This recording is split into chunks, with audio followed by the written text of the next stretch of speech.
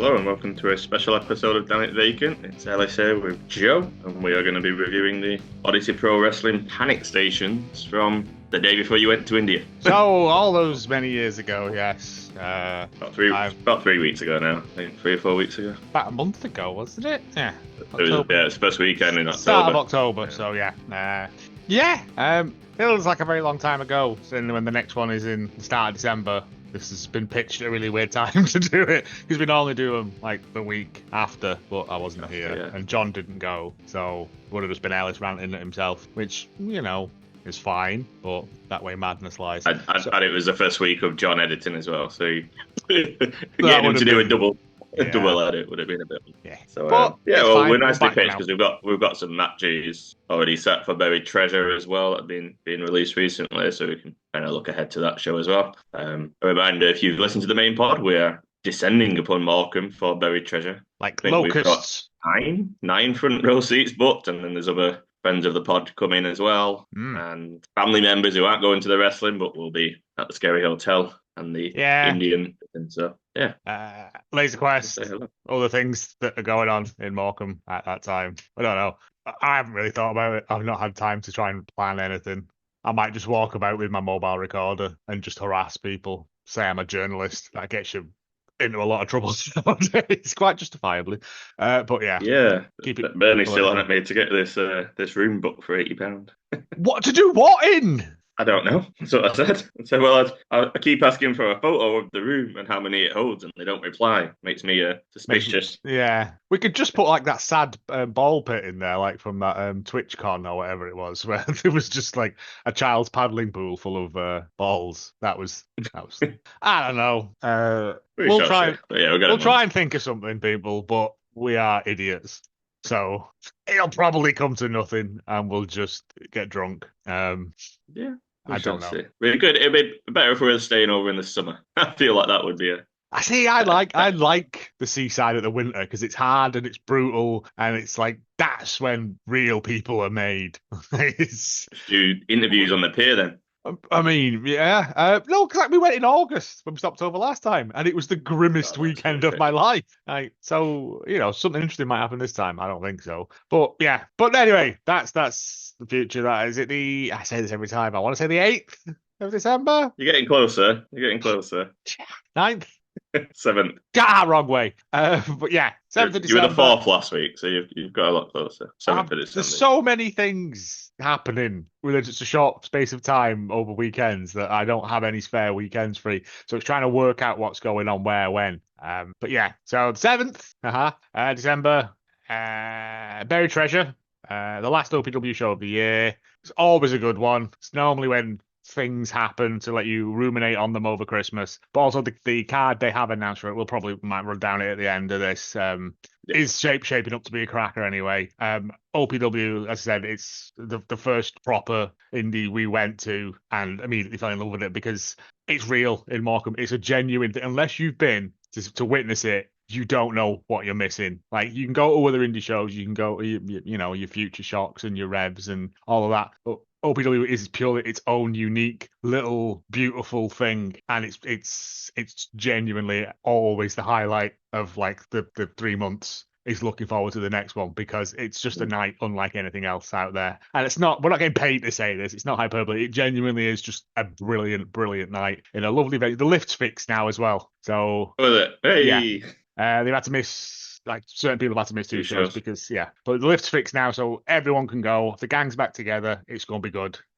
My mum's going to her first ever wrestling show at the age of 59. It's all right. My mum's coming to her second one, and I'm going to have to get a hose to spray her with after last time. Oh, Rob Drake. Yes, yeah. Did you start a little feud with Lana Ross? Really got Lana twatting my mum as well, yeah. But yeah, come along. It's gonna be a good one. It always is. But let's lean into Panic Stations. Panic Stations. We got did we open up with the little promo thing? Or was that again? You see, this is the problem with it, is that was there not the little promo? Isaiah Quinn's little promo thing before the whole show started of him. Yeah, with his box of dreams. Yeah, I quite like doing that. Not little promo before, just kind of gets you in the zone, gives you a quick reminder of what's happened previously. And the main thing, he had his chest to the hopes and dreams of Morecambe in. He said Will Carter would have to go through Isaac North, and if he did, then he could have him. And Yep. that kind of settled that match for later in the night. So yes, we had that. Which, yeah, it's just a good bit. And I like when promotions do that because, as I've already established, I can't remember what happened 3 days ago, let alone like 3 months previous. So, but thankfully, because I wasn't at the last one before that, they did put it out on the Patreon, so I was able to watch it and catch up. Even though I did listen to you and John talk about it, it's still not the same as seeing it with your own eyes. But then we started. The first match of the night. Yes. Also, before we even get that, big shout out Silent Mark, their ring announcer / compare / jack of all trades, who is tremendous in everything that he does. He's fully leaning into the role of just being a menace now, really. And he's very good at it as well. That kid behind me, however, what punching in the face. Can't say that. I can, because I heard some other things that kid said that I did not report, but could have done. But yes. First match, tag match between former OPW tag champions, Reese and Rogan, Yorkshire strong, tough. But yeah, I can't. Was it Yorkshire? Yorkshire tough. Oh, I'm so tired. Against former partners in the spotlight, Ryan Hunter and Decker. Ryan with his new gear on, looking trimmed down, looking great. Decker always looks tremendous. Like everyone in this is at like top of their game at this point. And straight out the gate, it was just tag clacks and nonsense, wasn't it? Really? Yeah, the match didn't even start officially for a good while. There were suplexes on the outside. Oh yes. There was also that big kick to the face on the outside that sounded horrible. It was again. It's that if you're going to open a show, open it with mayhem. And this was fully that. Yeah, tag matches are good to do that. Ryan Hunter is back. All his previous sins have been forgiven by the good people of Morecambe. Get some new merch out there. Yeah, well, yeah, and then turn heel again. But no, he look great. Him and Decker together. What he should do, he should make well. a shirt on the back of it. It's just got a knife. No one ever looks at it. Doesn't realise it's there. But yeah, just an absolute barnstormer of a match from start to finish. Hunter and Decker together work really well as a tag team because you got like Hunter as the sort of powerhouse of it and Decker as the technician of it. But like it was the finisher. That Hunter's arrow looks so much better now as well. I don't know what he's done with it, but it looks a lot better. And then we got a kick out of the Hangover. The cell. I've got to say as well was outstanding of it. Yeah, and the following pedigree looked like he's snapped his neck on both. Again, just an absolute cracking match. Reese and Rogan unfortunately lost, and as they were leaving, they grabbed a microphone and informed everyone that they're going. That's their last OPW show. They've done everything that they wanted to do when they were there. They've held the belts, and it's time for them to move on. And it's sad because they're really good. Said OPW have disrespected them along the way as well. Yeah, they've still done it all. Yeah, had some other messages with them, but yeah, they are done. It's gonna be sad. My favorite tag team that I've seen on the indie scene, I'd say, since coming in. Yeah, I'll give you that. In terms of when I first saw them to where they are now, especially the progress is it's not even night and day because they were great anyway. But it's just I've been in some of the best tag matches in OPW as well. But yeah, we're wishing the best of luck. They'll do well wherever they go because they're great. Oh, yes. But hopefully we'll catch them somewhere else before too long. The next match. It was Lana Ross. Tag match, the women, but it started with Leah Raven as well. So, firstly, get well, look after yourself. Mental health's important, just as important as your physical health. Yes, as my auntie always said, if you broke a bone, you'd go to the hospital. So, yeah, if you broke your brain, go to the hospital. And it was nice that she felt confident enough to talk about that in front of people as well, and not hide away from it because it is. Although she's going to be out for a while, it looks like. So She got a recurring injury, and it's become there's a mental aspect to it as well as there would yeah, be with injuries, and you can't do what you love. But she still stayed out there. She played a key role in the match come the end as well. So yeah. she's still adding to the stories and all that stuff. So But that's it it. Fair play was to her. So Lana Austin against Lucia Lee debut in mhm. PW, Who who teamed again was with only Zoe injured Nix. a couple of weeks back and is now fine again. So yeah, Yeah, but Lucia Lee, yeah, who we've seen loads of times in loads of other places, tremendous wrestler. First time I've seen Zoe Nix and was very impressed as well. Like good, isn't she? yeah, just an absolute cracking all round match. I mean, it's kind of odds stacked against Lana, going against two other people. But I mean, fair play. She held her own for as long as she can because she's a tough lady. Well, she did have it won until the referee had got distracted by Zoe Nix and Leah Raven fighting on the outside. I mean, that So will happen. That's wrestling. But yeah, my main concern was this: is that as much as it pains me to say it, Leah Raven should drop the belt if she's not able to defend it. Kafabe wise, you know what the I mean? five it was. Yeah. We'll No. see. But just because she can't defend it, then it seems strange when there's other people there willing to not willing to put the shift in. You know what I mean? Like Yeah. there's people willing there to do something with it. Like Like I said, she played a heavy part in the finish. She got on with Zoe Nix. That I think you were at that show. The one they fought for the championship, and that's yeah, where she I missed refused the that one. handshake from Zoe Nix, which Yes. kind of played out here. So still seeds being set in for Oh for stories. yeah. So that's it. But yeah, wish them all the best. But yeah, no, it was a good match.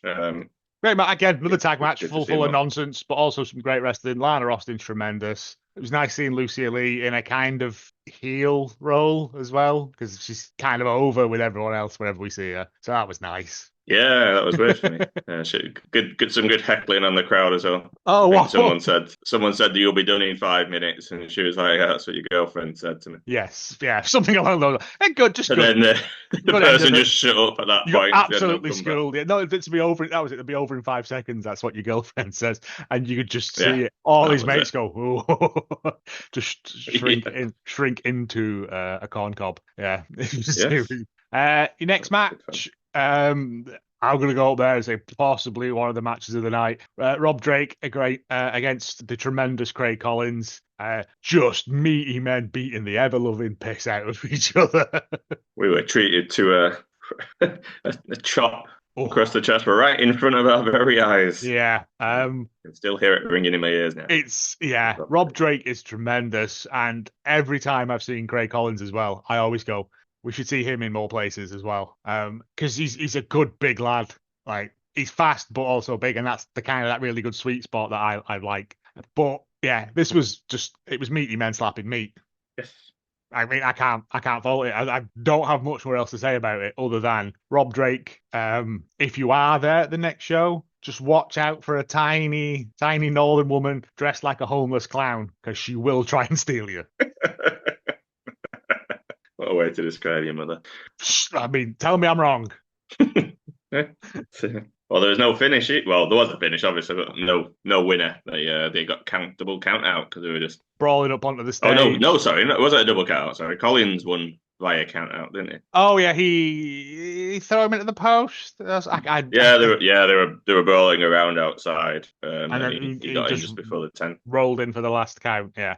So obviously Rob's not happy about that. Could lead to stuff further down the line. But again, just 3 matches in, 3 solid, tremendously good wrestling matches. And then we were exposed to the shiniest, the people's bottom, as I've dubbed him. Oh, I forgot about these. The pants. Yeah. Isaiah Quinn's borrowing from Seth's drip wardrobe Seth of Rollins. Yeah. just shiny mirrorball trousers. Takes a man of a certain confidence to pull that off. He did it. I was like, that's Morecambe's ass. Yeah, well, yeah. He looked good in it. I'm loving this Isaiah run because he's just so good at being a knobhead, like in the best possible way. Don't take offense at that, Isaiah. Don't hurt me. But he's just great at being a bastard. It's so good. But it was Will, the people's champion, the new people's champion, Will Carter. Third one that people of Morecambe have had against my and my brother's personal favourite, Isaac North. Also, shout out to the wee lad that was dressed as Isaac North. and was Oh my stomping God, that was about and everything. incredible. I was like, that kid gets it. Because my brother was like, can we do that? I was like, it's cute when a kid does it. When a like 40 and 50-year-old man do it, it's weird. If you're not a wrestler or a goth. But yeah, this was tremendous as well. Isaac North is a monster. I think there was some belt action at one point. There was shenanigans from Quinn on the outside, as you would expect. We had Carter getting slingshotted up into the ropes Oh, on his yeah, throat yeah, on the spot. hate that one.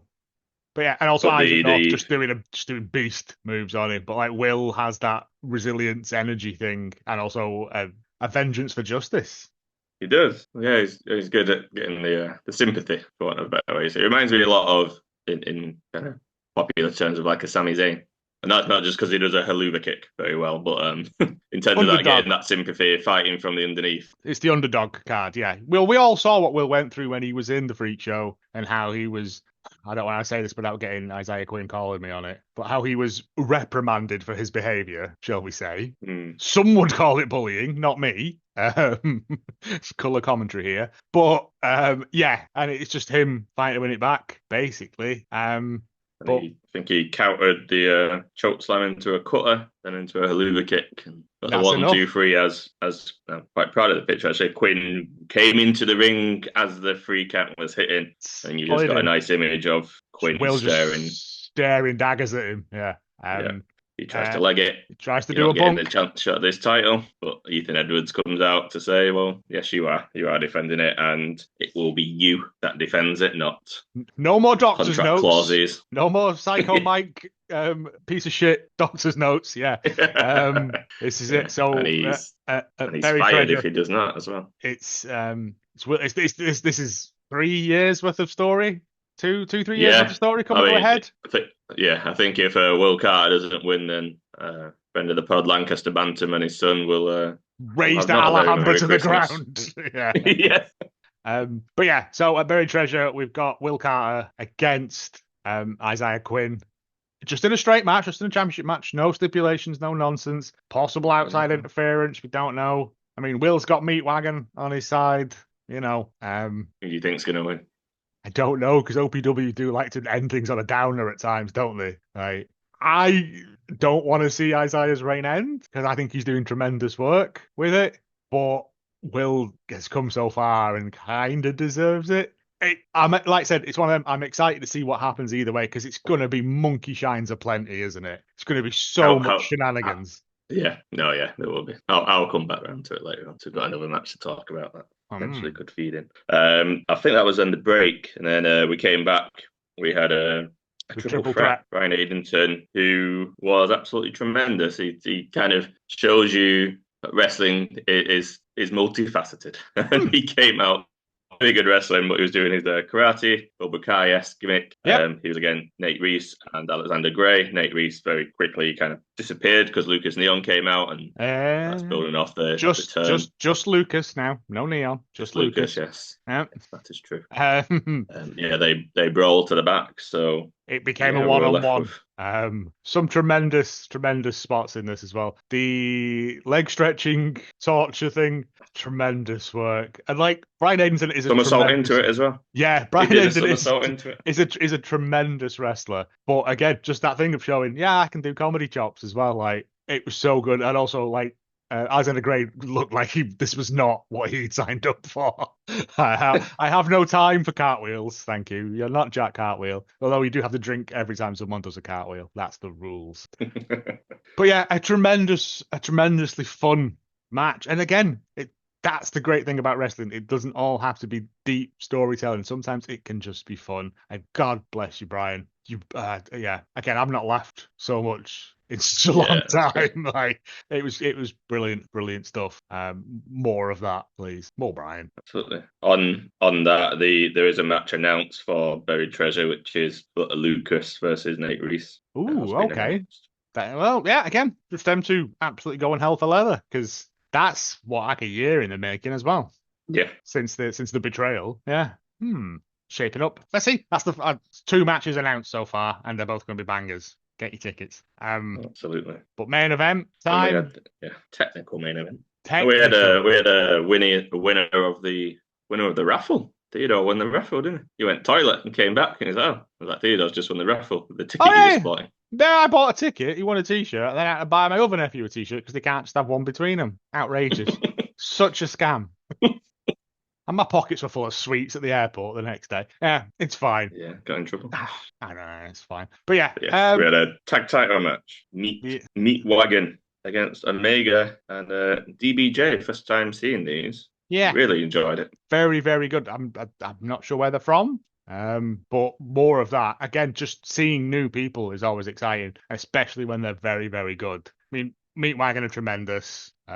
Yeah, I And love I it. think we've seen them with every possible combination of wrestlers that OPW normally have on roster. So getting new people in just injects a bit of new blood into there. Anderson, if I remember rightly, Anderson Daniels was looking swole as well. They're always swole. Like meaty, but Yeah. he looked We trimmed got down and a even more meaty than we that. got a big spin while Instagram live in, which Yeah, that was brilliant. if you haven't seen the video, do go and watch it. Great stuff. And just watching Meat Wagon work together so well. Yeah, worthy champions, but worthy opponents came up against them as well. Just brilliant, brilliant stuff. Yeah, the finish was really smooth as well. And they got into I don't know what it's called, but the double team finisher that they do. Oh, it's like an electric chair. Not electric chair. Yes, that was it. Yes, DBJ was jumping up onto the rope, onto the turnbuckle, do like a springboard maneuver, but ended up on the shoulders. Like a Troy, and then got finished. like a front doomsday device or something. I don't know what the correct names for these things are. It looked cool. That's the main thing. Still champions. Who will they be facing next? Don't know. Be good though. I don't know what the tag teams there are. Bring someone new in. I don't know. Be good. Hunter and Decker. That'd be fun. But yeah. And then lights are out. Unofficial main event. The lights out unsanctioned blood feud between Old People's Hero, RPD. They're so fickle. They move on. And former partner and friend Rick Markus. And again, this has been just long-term stories, like just stuff that rewards you for paying attention. And we got these little promo packets before it as well of just refreshing the history of it a little bit. Thought we were going to get Dark RPD. It's coming. I know, but Slow turn. he did kind of whisper in our shell like before, didn't he? But yeah. But again, just he was doing the photos before when I was like, oh, this is the last time he won't be allowed out in before the show again. No. But there again, if he turns on Rick Markus, everyone hates Rick Markus, so we'd be a hero again. True. Well, yeah, I'll come to that in a minute. His entrance as well, it was no fist bumping and going on. He just stormed out with his face paint straight to the ring, straight to the fight. I like it when that happens. It's like, especially when someone does stuff in their entrance season when they don't. Oh shit, right? They mean business. Yeah. Well, it's the classic thing of like when it's like the rubber match in this long feud and they circle around for ages. Now you just go in and leather them, wouldn't you? Like that makes that bit more believable. It makes you forget. And this was started off with some actual wrestling. And then quickly descended into weapons ahoy, didn't it? Yes, as we imagined it would do. RPD started quite well as well. He was on the front foot for a good while. They had a good series of counters to each other, which is good because they've trained together, tag team together. You would expect that. I always appreciate that kind of psychology there as well. Yep. Which I was showing. But yeah, quite quickly he turned it around, did old Markus. Great kendo stick RPD. Oof, yeah, that. I think he broke the kendo stick on the back of Rick Markus. At one point. There was a lot of chair shots as well. And that horrible spin lid to the face of RPD. Yep. The horrible top of the chair to the neck thing that Rick Markus seems to do, and RPD sells so well. I think it was your lad was like, I hate that. I hate it when he does that. And I'm like, you're meant to. Like, it's horrible. But again, just like, I know we pass the words like war around a lot, but this was genuine, like people going hell for leather at each other in a genuine, what felt to be a genuine grudge. And it was lovely. It was beautiful. Beautiful mayhem. It was a good juxtaposition to the last one. If you remember the last match they had for the title, when he turned and the crowd didn't know what to do, did they? Because it was face versus face, and they were like, this isn't how we do things in Morecambe. And then this was the absolute complete, well, I wouldn't say the absolute, well, it was a complete opposite, because obviously people for RPD, but you could also sense amongst not everybody, but some of the crowd who kind of clued up. This isn't the same RPD, No, and there even wasn't necessarily some comfortable. There was some uncomfortableness with this RPD, the which lady that sits near me was kind of getting a bit upset about how far RPD was taking stuff. And I was like, well, isn't that surprising? Yes. Like, yeah, don't ever show him in Sov with that fire axe, eh? Jeez. Jesus, I guess. But I like that. So it was like face versus face. Who do we chant for? And then here it wasn't really face versus heel. It was, but It you was saw face like versus heel, but a face that wasn't the acting mask necessarily like a face. the mask of the face starting to slip slightly. Yes. And it all went wrong when he missed a Superman punch and took out old Ethan. He put himself in this position to because Well, OPW were not liable for nope. anything, so he didn't want to put one of his refs in. So he took the spot and got clocked by a Superman punch. Yep. Then the chair attacks that you've already mentioned. I Massive did love thing. I did love the finish in that Markus dragged the carcass of Ethan Edwards over And and lifted his hand counted him 1, 2, three. 3 himself. Yep. So it technically is a win. I mean, it technically isn't because it was a lights out unsanctioned match. So on cage match on your records thing, it does not count. But technically it does because he beat him. There's no rules in an unsanctioned match. So it's a weird one. And RPD was shooketh. He got carried off by 2 refs. Mm-hmm. Not in a good spot. And then Ethan Edwards was made to raise the hand of Rick Markus.